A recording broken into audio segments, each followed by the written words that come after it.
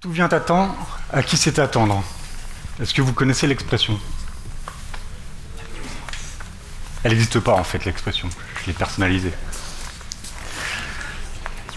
Tout vient à temps, à qui c'est attendre, pardon, c'est le synonyme de patience ou de persévérance. Je l'ai personnalisé parce que ça résonne plus dans mon esprit avec le mot temps. Vous allez comprendre pourquoi avec un petit peu de patience. Aujourd'hui, on est dans un système, un écosystème où on veut tout de suite. Ou en tout cas, on nous demande de tout obtenir tout de suite. C'est comme ça, il faut composer avec. Je suis le premier à vouloir tout de suite et je suis particulièrement impatient. En choisissant le terme, j'ai regardé derrière moi pour savoir de quoi j'allais vous parler. Et je me suis rendu compte en fait que les grandes lignes de ma vie, alors j'ai que 34 ans, j'ai peut-être rien à vous apprendre, en tout cas pas de leçons à vous donner, tout a été construit par la patience. J'ai grandi à Évian, j'étais vraiment pas doué pour l'école. Et puis j'avais pas forcément de passion particulière.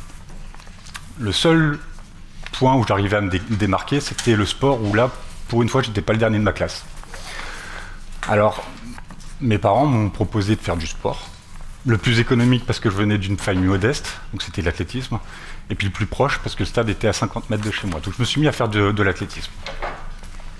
En parallèle, je faisais aussi j'allais aussi à l'école, et j'étais pas doué. Mais je commençais à me démarquer en sport, et j'ai construit mon noyau social autour du sport, en tout cas sur le stade.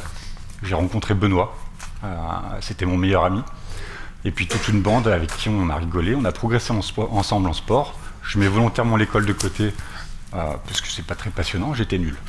Par contre, le sport, je commençais un petit peu à évoluer, en même temps que mes collègues, sans pour autant me distinguer. Et puis, un jour ou l'autre, il fallait que ça arrive, mes amis, eux qui étaient plutôt doués pour l'école, contrairement à moi, et plutôt riches, il faut dire ce qui est, tout l'opposé de moi, mais pourtant amis, il fallait qu'ils partent un jour pour faire des études. Donc je me suis retrouvé tout seul. Tout seul à faire uniquement du sport. Bon, j'en avais un petit peu marre, je voulais arrêter, mais j'avais que ça. Parce que l'école, toujours pareil, j'avais pas évolué et je me démarquais pas par l'école. Donc j'ai continué. Avec un petit peu de patience, mon entraîneur me motivait. Je m'étais fixé un objectif qui était le premier de décrocher un BEP, modestement.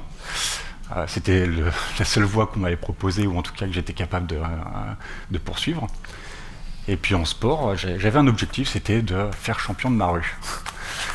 C'était un petit peu plus élevé que ça, puisque mon objectif en réalité c'était d'avoir le maillot de l'équipe de France. Et par le travail, l'entraînement en tout cas, et la patience, j'ai réussi à obtenir ce maillot de l'équipe de France. J'ai couru pour la France en sprint, je courais vite, et j'ai essayé de défier le temps. Au bout d'un moment, mon coach m'a proposé d'aller plus loin et de venir s'installer à Aix-les-Bains pour progresser encore et encore. J'ai décroché mon BEP, et puis je suis rentré dans une filière un peu plus générale où j'ai passé mon bac STT. En parallèle, je faisais aussi du sport. Donc je ne sais pas si vous faites du sport. Sport-études, ça implique de faire des études, des devoirs, et puis de faire du sport tous les soirs.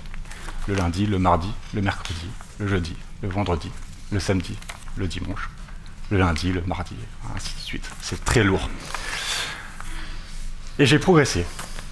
Et j'ai pris confiance en moi de nouveau. Et à l'école, je m'en sortais un petit peu mieux. J'avais envie de travailler. Je m'intéressais à de plus en plus de choses. Jusqu'à ce que j'intègre réellement l'équipe de France. Parce que pour la première fois, c'était un accident. Et puis pour la seconde fois, j'ai été impliqué au sein de l'équipe de France. Jusqu'à ce que j'arrive aux portes de l'équipe de France élite, parce qu'auparavant c'était pour les jeunes, avec un objectif en tête, c'était de courir les Jeux Olympiques. Et je me suis entraîné, j'ai continué à avoir une progression linéaire. Je me suis inscrit à un DUT donc à Technolac, la technique de commercialisation. Et j'ai abouti à un objectif crucial qui est de faire les Jeux Olympiques. J'ai participé pour la France aux Jeux Olympiques de Pékin au 100 mètres. Voilà, petite anecdote.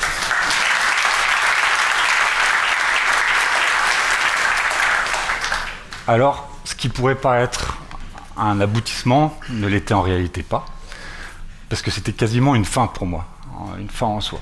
J'avais rempli mon objectif, j'avais plus envie, dégoût total de l'effort. Pour autant, j'avais pas forcément de passion autre que le sport, même si le sport en soi c'était pas une passion, c'était juste un moyen pour moi de pouvoir vivre et puis de pouvoir me démarquer, me distinguer. C'était vraiment une recherche de reconnaissance. Alors j'ai continué.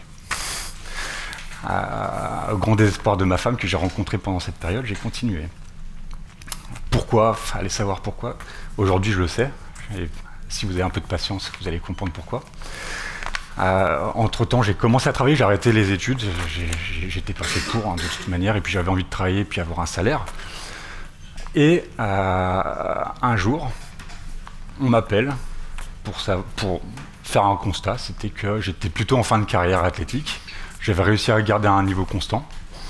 Le pilote de bobsleigh de La Plagne m'appelle pour savoir si j'accepterais de pousser son bobsleigh, courir vite et puis faire des descentes sur les fesses.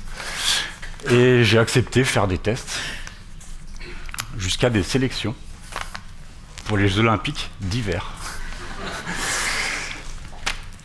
Ma carrière de bobsleigh a duré 6 mois et j'ai participé aux Jeux Olympiques d'hiver.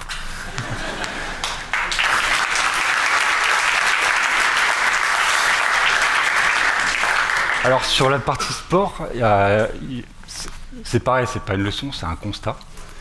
C'est que j'ai commencé champion de ma rue et j'ai fini double olympien dans 2 sports différents et de 2 olympiades différentes. Donc ça, sans rechercher de reconnaissance, vous ne croiserez pas beaucoup dans la rue. Sauf peut-être si dans l'amphithéâtre, il y a des projets. En tout cas, je vous souhaite bon courage. Suite à quoi, effectivement, la page sport, c'est entre guillemets fermée parce que c'est pas terminé. En tout cas, pas pour l'effort. L'effort, je l'avais mis de côté, j'y avais plus goût.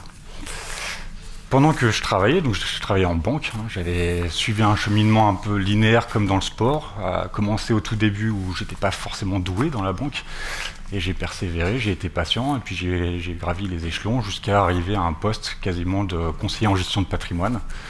Donc c'est pas non plus exceptionnel, mais vu mon niveau scolaire et entre guillemets intellectuel, c'était quand même pas donné. 10 minutes, il faudra moins que ça. Et un jour, on m'appelle. Manu, je sais que tu as commencé à développer un talent commercial dans la banque, je connais tes qualités dans le sport, tu courais vite, tu t'y connais un petit peu, je voudrais savoir si tu accepterais de travailler pour moi dans la start-up que je représente, que j'ai créée. Il se trouve que cette start-up, c'est la première licorne en Suisse. Une licorne, c'est une société qui est valorisée à plus d'1 milliard d'euros. Donc j'ai accepté, forcément, avec un salaire suisse. Bon, je ne pouvais pas renoncer. C'était quand même un choix de vie parce que j'avais des enfants. Puis bon. Mais le challenge était beau et puis j'ai pris goût au challenge vu que, au fur et à mesure, j'ai réussi à aboutir à ce que je voulais. Le plus beau dans cette histoire, parce qu'aujourd'hui je suis toujours salarié de cette start-up et j'espère que cette progression va être linéaire comme le reste de ma carrière. Le plus beau de cette histoire, c'est que mon employeur, c'est Benoît. On s'était quittés, voilà, nos chemins s'étaient séparés. Lui, un intellectuel qui avait fait Polytechnique, et moi qui était à mon niveau. Hein. Donc voilà, c'était le petit Laus, c'est presque un roman. Ce schéma quasi linéaire qui ressemble beaucoup au temps, j'ai pas envie d'y mettre un point, parce que la vraie expression c'est tout vient à point. J'ai envie que ça se poursuive autant que possible. Donc voilà, comme je disais, j'ai pas de leçon à vous donner. Par contre, vous tous, peut-être qu'un jour vous poserez les mêmes questions que moi, à regarder derrière vous et ce qui a fait de vous, ou ce qui a fait les grandes étapes de votre vie. Et je suis presque sûr que la patience aura un gros enjeu. Merci.